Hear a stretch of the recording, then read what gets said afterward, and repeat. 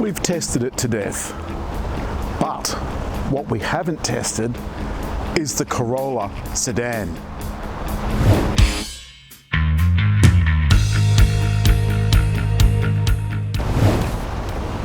There isn't a driver today on the road that hasn't at some stage in their lives driven a Corolla. It's been around for several generations. The good thing about all new Corollas is they come in a hybrid, and this one is the sedan hybrid with puny fuel economy. And in fact, you could get in this car and drive around town with 3 litres of petrol for about 100 kilometres. Such is the expertise that Toyota and Lexus have in hybrid technology. But at the pub the other night with a socially distant drink with a couple of friends, I said I really like this Corolla. It does everything I want it to do. It's smooth and it's quiet. It's reasonably attractive too. And they said yes, but it's smaller than the hatch. I said, well, no, it's not. And they said, well, the boot's smaller. Can you put a body in it? Well, let's find out. Well, I can answer that question. Yes, you can. It isn't terribly comfortable. It was a bit of a thing to get in, but I've discovered something really interesting. Have a look at this. Have a look at this. That's been mandated so that people don't accidentally get locked in. Pull that, and the boot opens. Now you want to see me get out right. Oh God. And just to prove it, the back seats are up.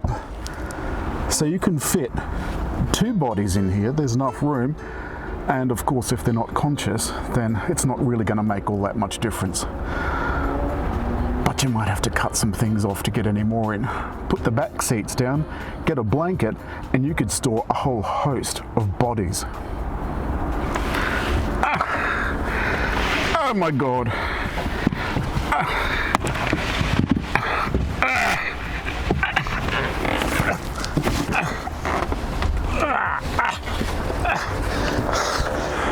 Remind me never to do that again.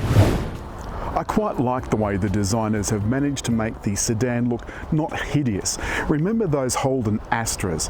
They had 2 different cars masquerading as the same nameplate. They had an Astra hatch, which was great, and an Astra sedan, which was a completely different car and was absolutely awful. This one is exactly the same car, just with a boot, and it is brilliant.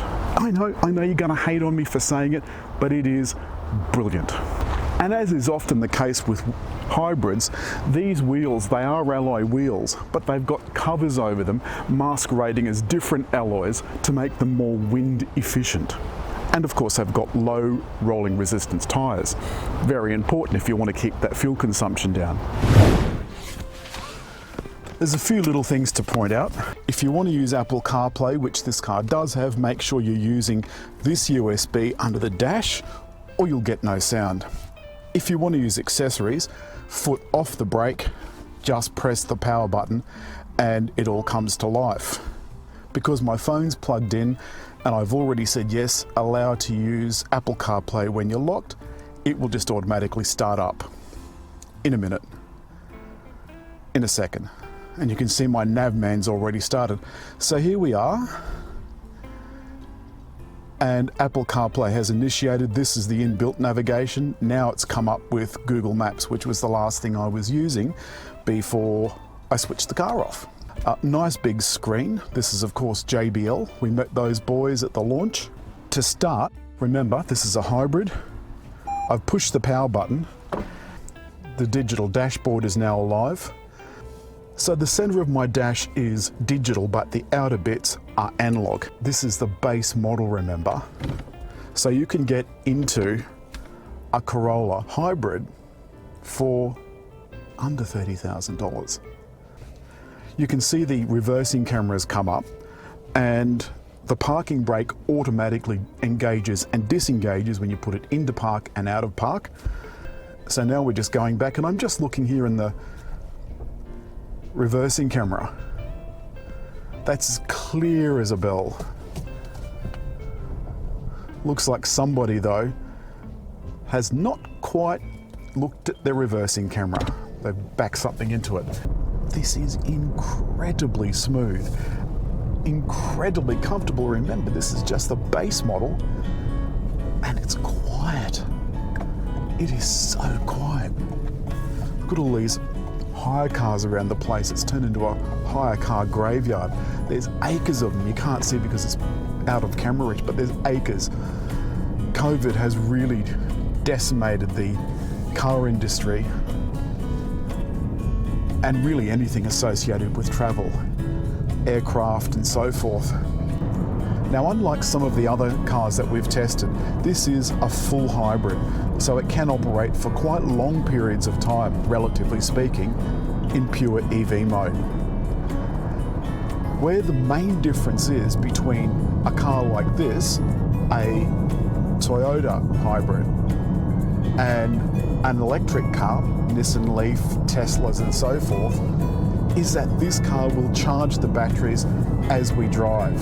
And I can see now that the engine was charging the batteries but also driving the motors. And this thing sticks between charging and driving, the battery driving, the battery charging. It's just an extraordinary piece of kit. Sound from the sound system it's adequate. Remember, this is just a base model, but it is still a JBL system. The speakers could do with an upgrade in the base models. The top models sound much better. There's a couple of other cool things as well. There's active lane control and the active cruise control when you can get it to work. Blimey.